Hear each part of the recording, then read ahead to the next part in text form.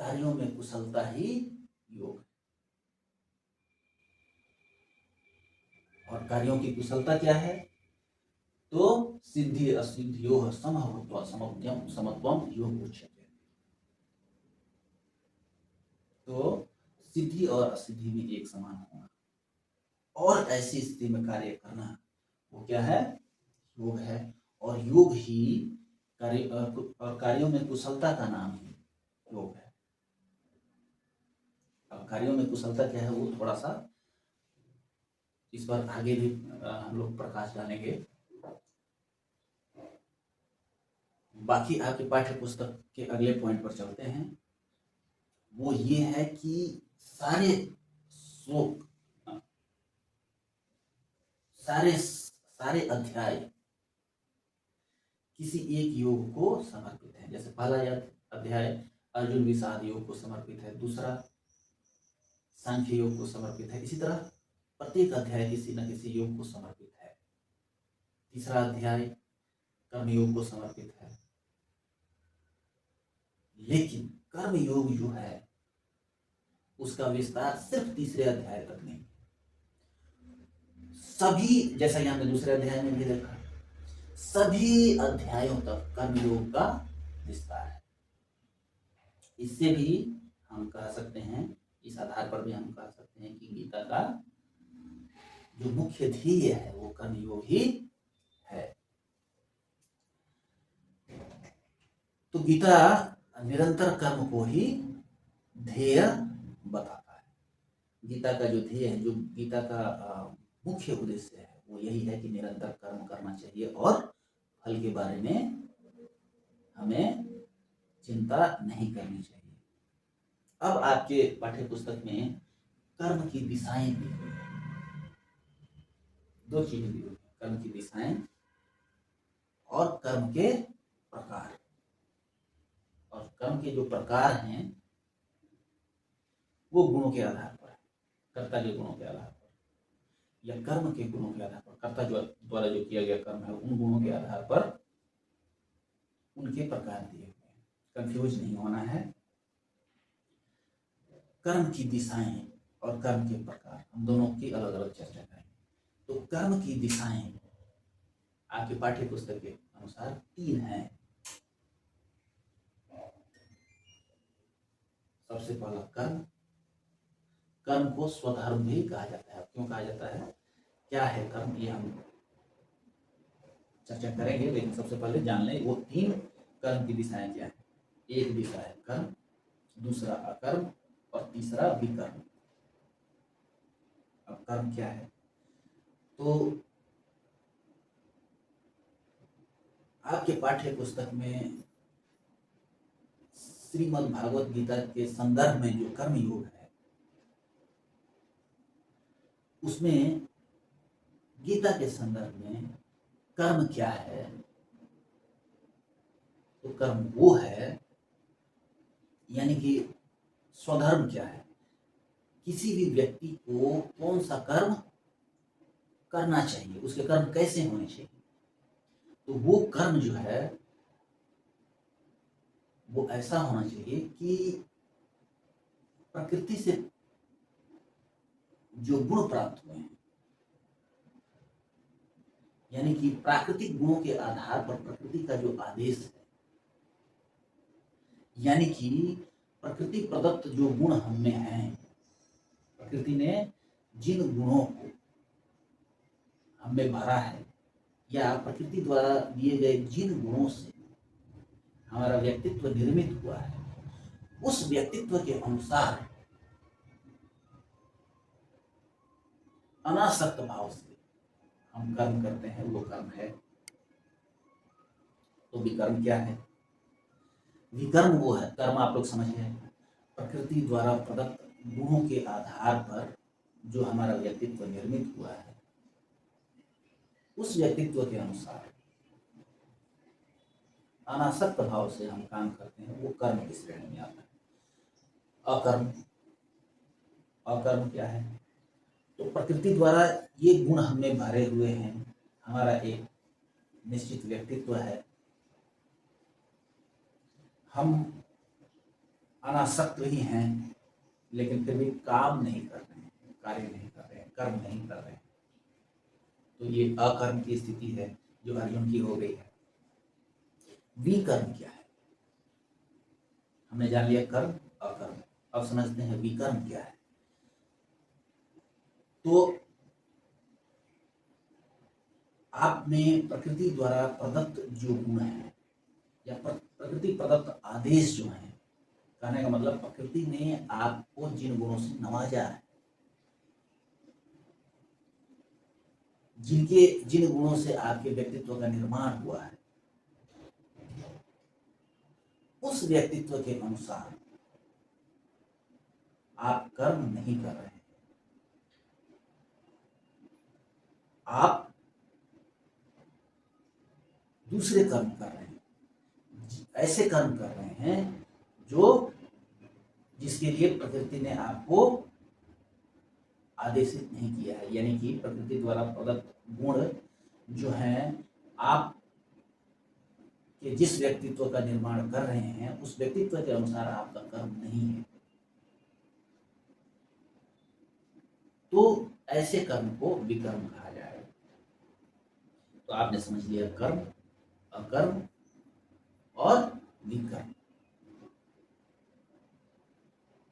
अब हम देखते हैं, ये तो हो गए, ये हो गई कर्म की दिशाएं, कर्म, अकर्म, विकर्म।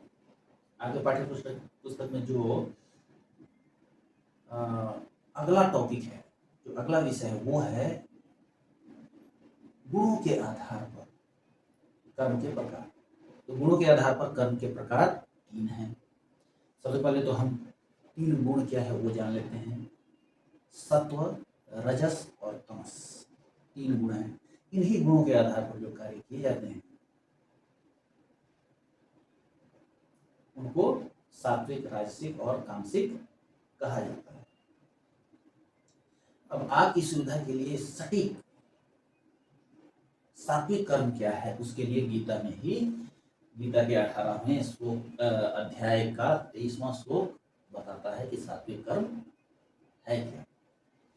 नियतम संग रहितम अराग द्वेषतः कृतम।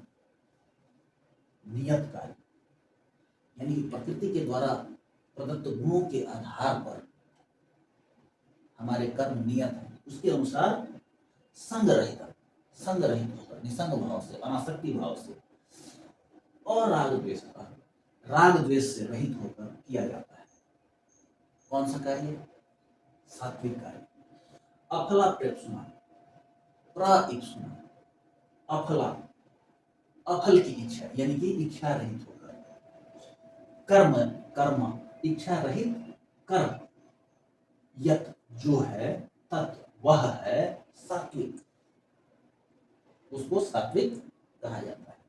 यानी कि नियत हो, हम नियत कहने का मतलब प्रकृति द्वारा जो आदेशित हो, यानी कि प्रकृति द्वारा प्रदत्त गुणों के आधार पर हमारा जो व्यक्तित्व निर्मित हुआ है, उस व्यक्तित्व के अनुसार संग रहित, निसंग भाव से, अराग द्वेष कृतम,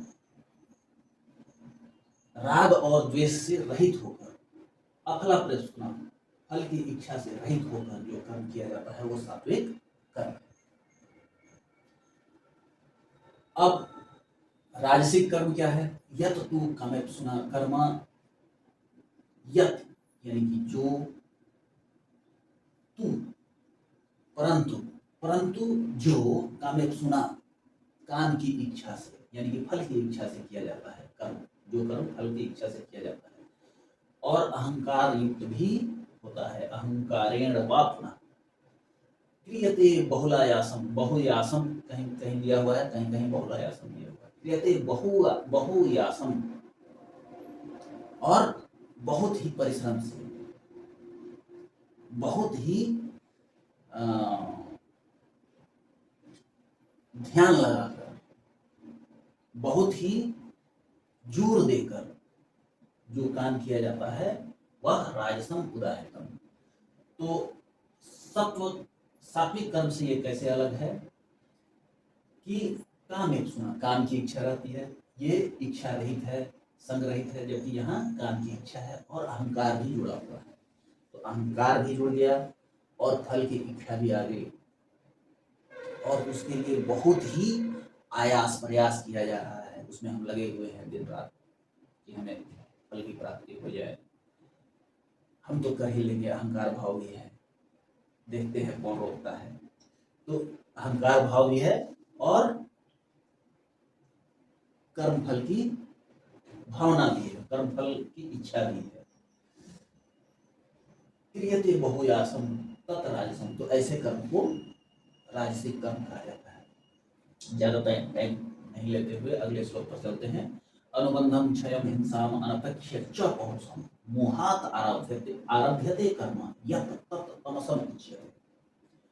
अनुबंधम क्षयम हिंसाम अनपेक्ष्य च पौरुषम, और उसकी उपेक्षा की जा रही है। क्षय और हिंसा का जो परिणाम है उसकी उपेक्षा की जा रही है। यानी कि जो प्रकृति द्वारा प्रदत्त हमारा व्यक्तित्व है, प्रकृति द्वारा प्रदत्त गुणों के आधार पर निर्मित हमारा जो व्यक्तित्व है उसकी उपेक्षा करते हुए, क्षय और हिंसा की उपेक्षा करते हुए, मोहात आरभ्यते, मोह से युक्त होकर आरंभ जिस कर्म का किया जाता है, यानी कि हमको कोई चिंता नहीं है कि किसी को नुकसान हो रहा है, कि इसमें हिंसा हो रही है, हम किस चीज के लिए बने हैं, इन सब चीजों की उपेक्षा करके, आसक्त होकर, फल से आसक्त होकर, मोहित होकर, आरभ्यते कर्म, जब कर्म हम शुरू करते हैं या कर्म करते हैं, तो यत जो तत् वह तमसम उच्यते, वह तामसिक कार्य कहलाएगा। तो हम लोगों ने क्या क्या आपके पाठ्य पुस्तक में दी गई दो बातें कर्म से संबंधित हमने जान ली। पहला कि कर्म की दिशाएं क्या हैं, दूसरा गुणों के आधार पर कर्म के प्रकार क्या हैं। तो कर्म की दिशाएं एक बार फिर से मैं बता रहा हूँ, कंफ्यूज नहीं होना है। कर्म की दिशाएं हैं कर्म, अकर्म और विकर्म, ये कर्म की दिशाएं हो गई। गुणों के आधार पर कर्म तीन प्रकार के हो गए, सात्विक, राजसिक और तामसिक कर्म। अब एक चीज और आपके पाठ्य पुस्तक में है, निष्ठा।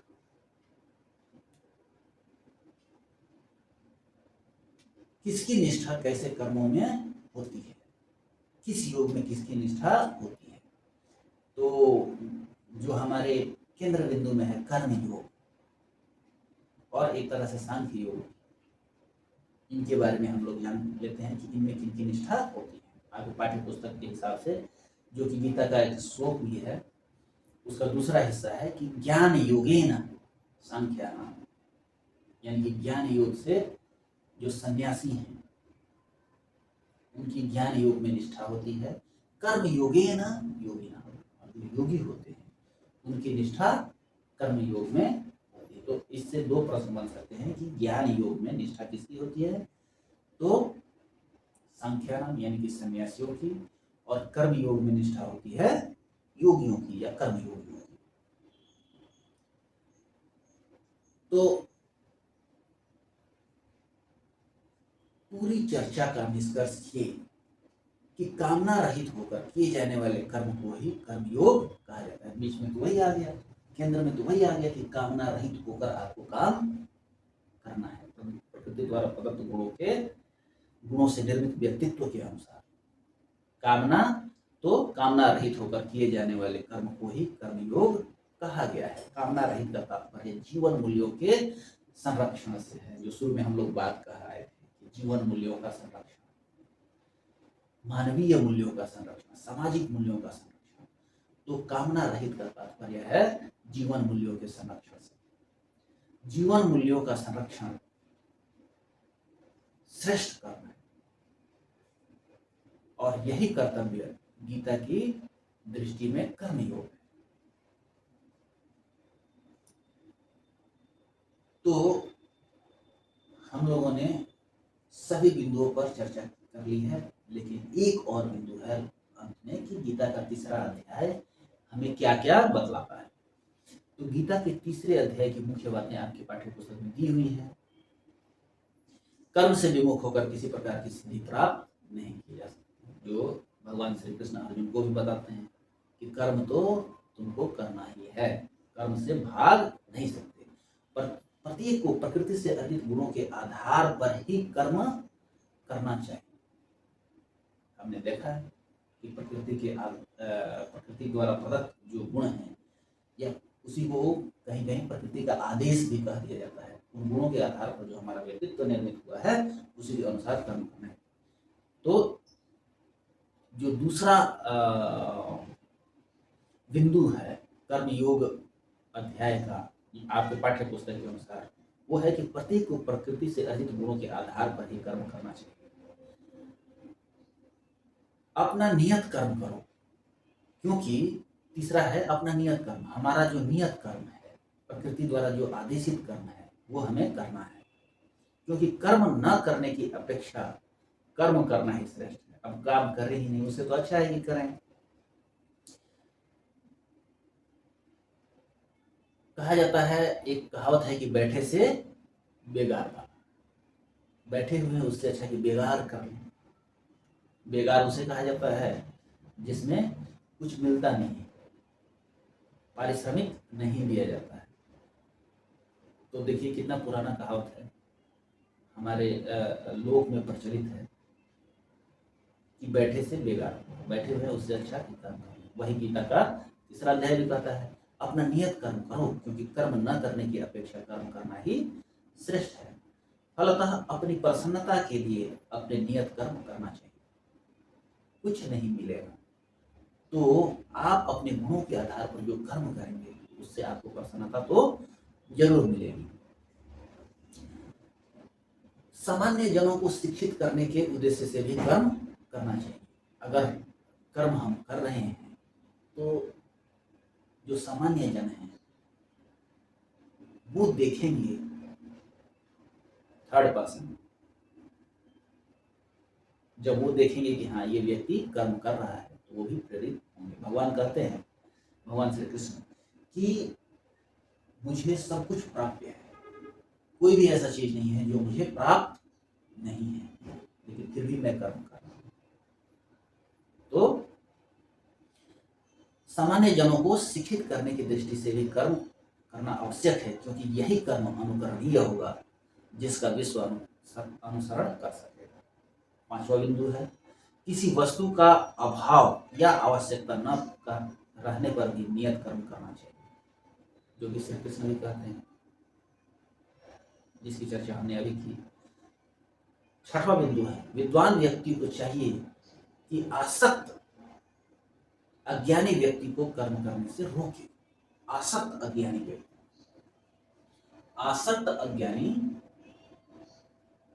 व्यक्ति मोहात आरभ्यते कर्म यत् तत् तमसम उच्यते। तामसिक कर्म नहीं किया जाना चाहिए। ज्ञानी व्यक्ति को चाहिए कि ऐसे कर्म, तामसिक कर्म जैसे कर्म नहीं किया जाए। तो ये हुआ कर्म योग।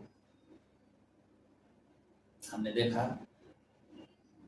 कि कर्म योग की पृष्ठभूमि में है गीता, गीता की पृष्ठभूमि में है महाभारत।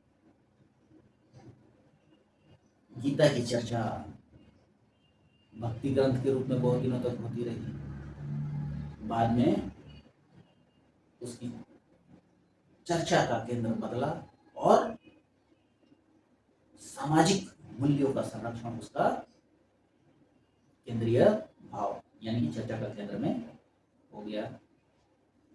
हमने देखा कि कर्म की दिशाएं क्या हैं, कर्म, अकर्म और विकर्म।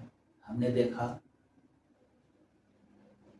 कि गुणों के आधार पर कर्म के कितने प्रकार हैं, तो सात्विक, राजसिक और तामसिक। और हमने देखा कि गीता का तीसरा अध्याय किन किन बातों पर बल